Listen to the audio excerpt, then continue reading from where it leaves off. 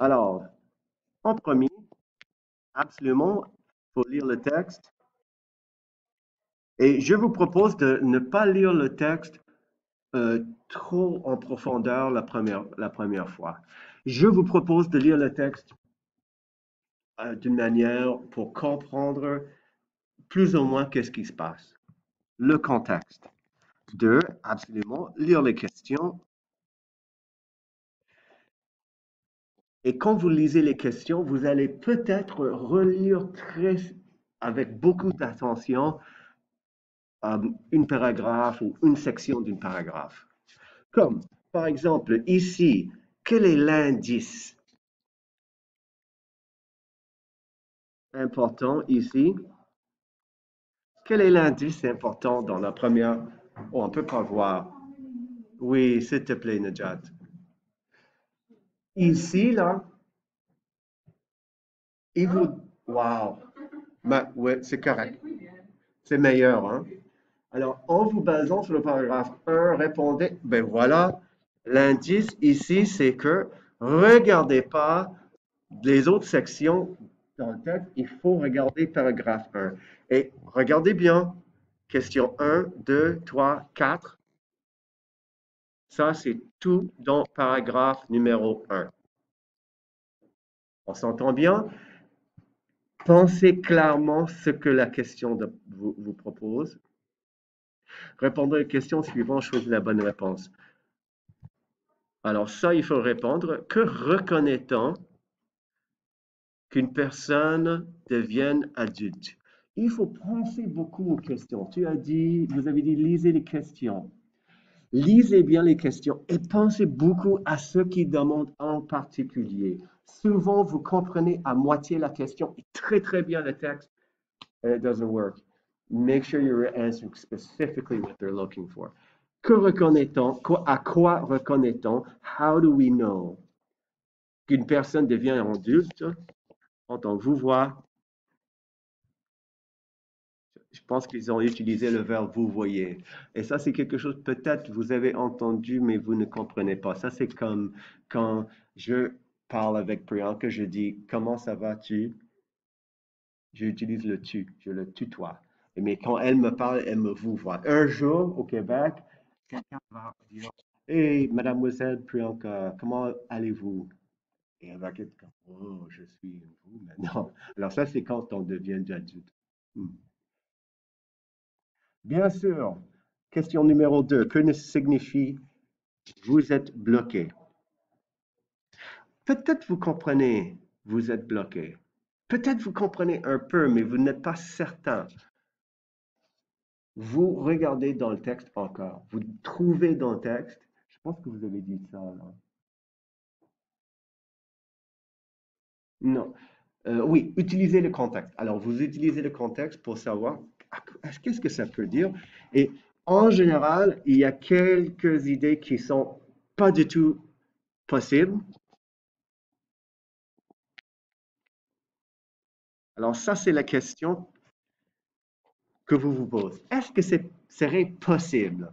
En général, tu peux enlever deux des réponses. Like, in general, you could say, like, this one doesn't make any sense. And you can just cross them off right away to see. Generally, you can get it down to two, maybe three.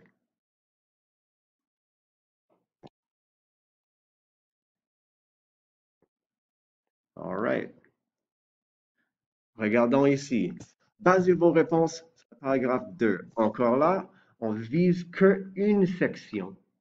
Peut-être, quand vous commencez ça, tu vois qu'il y a trois questions au sujet de paragraphe 2. Arrête, regarde le texte, relis paragraphe 2. Que conseille-t-on si votre famille et vos amis s'entendent bien? Que veut dire s'entendre bien? Get along. Good. Alors, ils attendent à ce que vous compreniez l'expression s'entendre bien. They're expecting that. Mais peut-être, dans le texte, la façon qu'ils ont exprimé ça. Ils n'ont pas utilisé le mot. It's no longer a question where you'll be able to see the word s'entend bien and then go and find that word in the text. They're going to use a different word. Ça, c'est super important, là, il faut comprendre. Vous ne pouvez pas faire comme un chasse au trésor. You can't just go for like a word search and find it in one and find it in the other and you'll find the answer. It won't work like that. That strategy will just frustrate you. So you have to think about the meaning of it. And sometimes you won't know. That's what we're testing. But if you can, if you know, and I insist, you need to have like a word list. You'll be growing your vocabulary. This is an expectation at this point. S'entend bien to get along. That you should have in your word kit. Que conseille-t-on? So we're looking for their advice. Si votre famille et vos amis s'entendent bien, so positive. Regardons la réponse. Partager une soirée ensemble. Notez, ce n'est pas une phrase complète. On ne demande pas des phrases complètes. On demande des informations précises. Ça fait du sens là. Alors, n'écrivez pas de phrases complètes. Ce n'est pas nécessaire et ne c'est pas voulu. Not only is it not necessary, it actually, I can't give you full marks sometimes when you give me a full sentence. So, alors, n'écrivez pas des phrases complètes, à moins que ça le demande. All right. Quelle expression signifie ce serait une bonne idée? Alors, ici, dans le texte, tout le monde comprend, ce serait une bonne idée. Everybody understands this, of course. What's going on here? Qu'est-ce qui se passe là? Well, whatever. Ce serait une bonne idée. Alors, je prends cette expression et je dois pouvoir remplacer une expression dans le texte, probablement par une expression avec laquelle je suis familière. So the other expression is probably not one that you're used to or that you would know. Mais quand tu mets ce serait une bonne idée dans le texte, it should work perfectly with the sentence. So don't be intimidated. If you're reading the text, you're like, well, I don't know which one it is. You're still just trying to find where this could fit because you do understand this. Ce serait une bonne idée. Encore là, une expression. So when we're talking about des expressions, quand on parle des expressions, c'est plus qu'un mot. Ça peut être deux mots jusqu'à 7, 8 mots. Mais tout le bloc,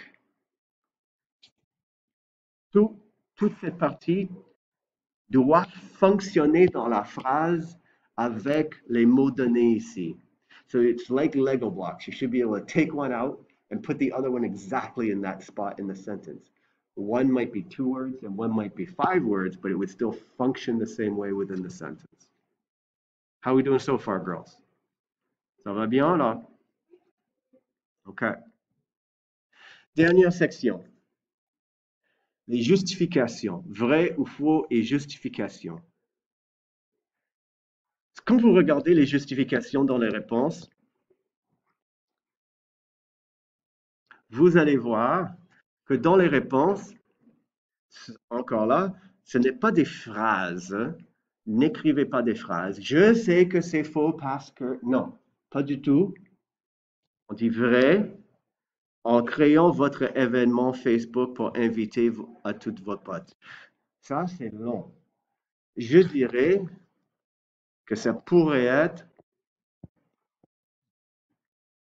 Ah, c'était vrai? J'oublie là. Vrai. Vrai. Créant un événement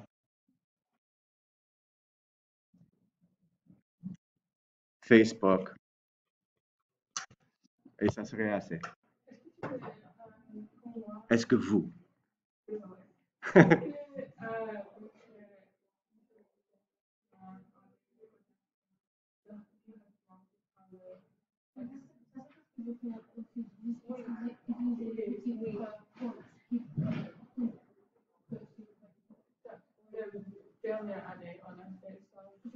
comme ça, là.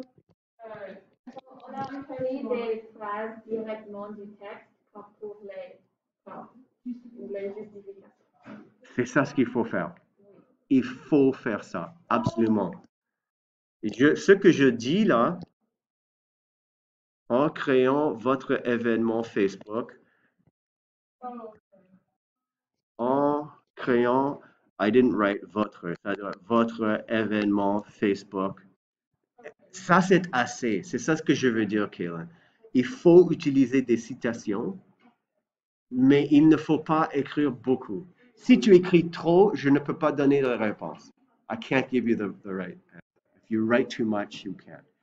On termine à moins 10, hein? Alors, calmez-vous là. Non? We finish at 10 too, don't we? Ah oui?